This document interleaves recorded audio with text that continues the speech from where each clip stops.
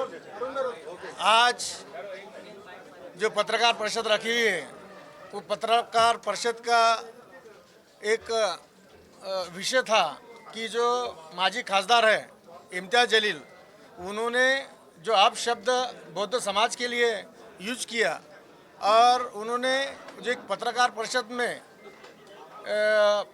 पत्रकार परिषद लेके जो उन्होंने हरिजन शब्द जो यूज करा, वो बौद्ध समाज का अपमान हो रहा है और एक जाति का अपमान किया जा रहा है। बौद्ध समाज उनके ऊपर नाराज़ है क्योंकि बौद्ध समाज ने उन्होंने जब खासदार की लड़ी थी, आमदार की लड़ी थी, तो बौद्ध समाज ने बढ़ चढ़ कर एक हमारे जो लेडीज़ है उन्होंने किसी की शादी होंगी, किसी का मंगलसूत्र होगा, किसी के डिपॉजिट पैसे होंगे, उनके इलेक्शन के लिए उन्होंने पैसे दिए थे। वो पैसे देकर खासदार इम्तियाज जलील को चुनकर लाए थे क्योंकि उन्होंने वो भान नहीं रखा। इम्तियाज जलील का जो मगरूर है, जो मगरूरपना है, वो ज़्यादा उनमें आया, उनको तकब्बुर बहुत आया।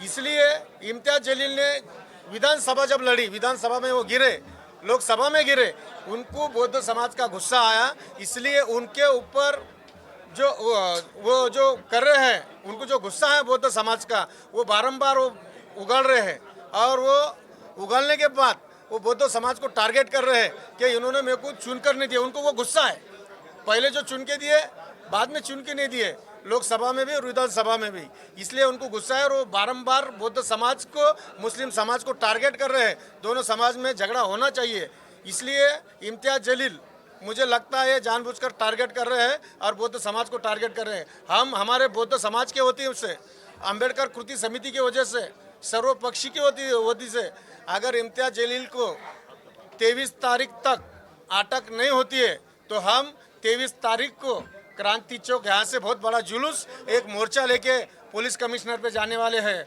और उनको अटक कैसी नहीं होती है हम देखने वाले हैं। वो पुलिस प्रशासन का काम है, वो पुलिस प्रशासन का काम है। अगर वो पुलिस वालों को धमकी देती है, पुलिस वालों को मार डाल रहे हैं, उनको उनका वो मैयत उठा रहे हैं, तो वो पुलिस वालों को भी चैलेंज कर रहे हैं। उनमें ऐसी क्या गुर्मी है, ऐसा क्या हुकुमशाह है क्या?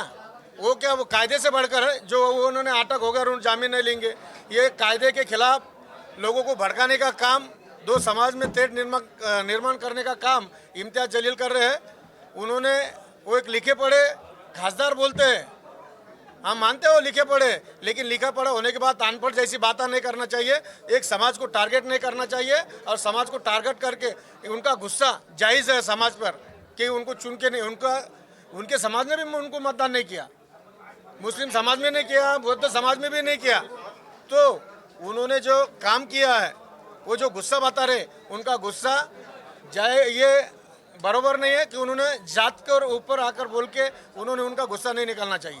मला एक सांगा की इम्तियाज जलीलने संजय शिरसाट यांच्यावर आरोप केले, संजय शिरसाट यांनी त्यांच्यावर आरोप केले, हे जो आहे या दोघांच्या भांडणामध्ये हे काय तिसऱ्याने स्पॉन्सर केलेला कार्यक्रम आहे? हमारा मानना है, मेरे को बोलना है कि संजय सिरसाट और इम्तियाज जलील का हमें कोई लेन देना नहीं है।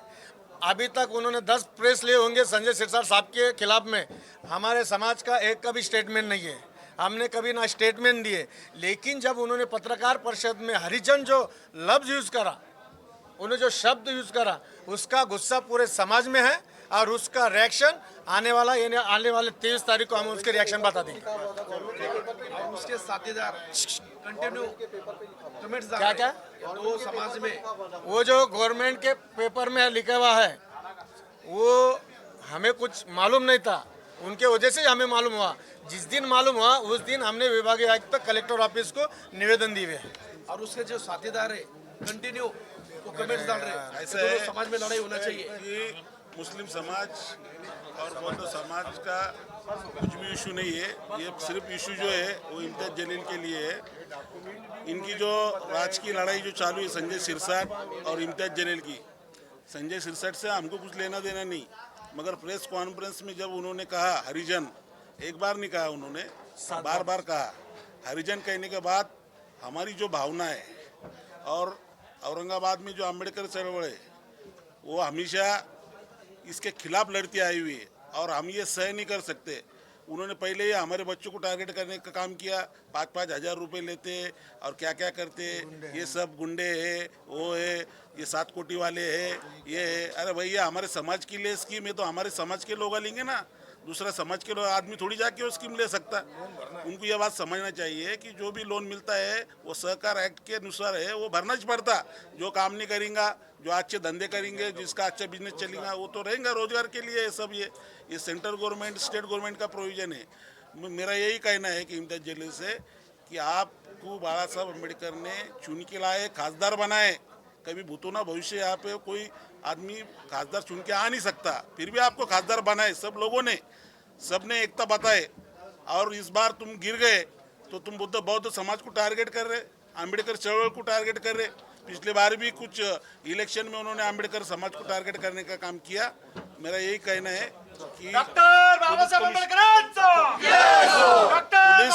पुलिस ने अगर कार्रवाई की तो 23 तारीख को हमारा मोर्चा हमने आयोजित किया है, वो मोर्चा हम निकालने वाले हैं।